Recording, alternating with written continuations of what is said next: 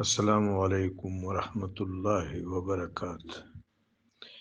احسان کو محبوب پاک صاحب لولاک صلی اللہ علیہ وآلہ وبارک وسلم نے حدیث جبریل میں خود بنفس نفیس، بنفس رحیم، بنفس لطیف، بنفس رعوف ڈیفائن کیا ہے۔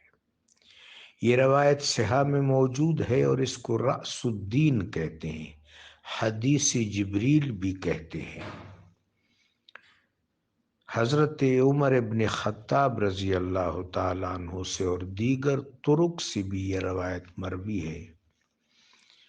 انما نحن جلسنا عند رسول اللہ، ہم رسول اللہ صلی اللہ علیہ وسلم کے پاس بیٹھے ہوئے تھے، حتی اذا طلع الرجل، حتیٰ کہ اچانک ایک صاحب تشریف لائے، شدید بیاض الثوب، ان کے کپڑوں کا رنگ بہت اجلا اور سفید تھا، شدید سواد شعر، بال نہایت کالے تھے، لا یرا علیہ اثر السفر ولا یعرفہ منا احد، ان پر سفر کا اثر بھی نہیں تھا اور ہم میں سے کوئی ان کو جانتا بھی نہ تھا۔ حتی جلس عند رسول اللہ، حتیٰ کہ وہ حبیب پاک علیہ الصلوۃ والسلام کے پاس نشست فرما ہو گئے۔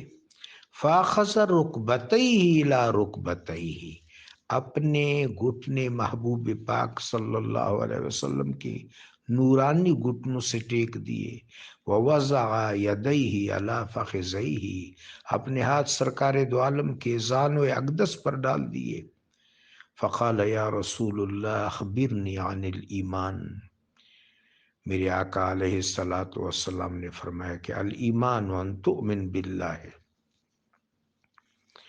پھر سوال پوچھا اخبرنی عن الاسلام، قال علیہ الصلوۃ والسلام الاسلام ان تشہد اللہ الہ الا اللہ وان محمدا عبدہ ورسولہ وان تقیم الصلاۃ وتصوم رمضان وتؤتی الزکاۃ وتحج البیت۔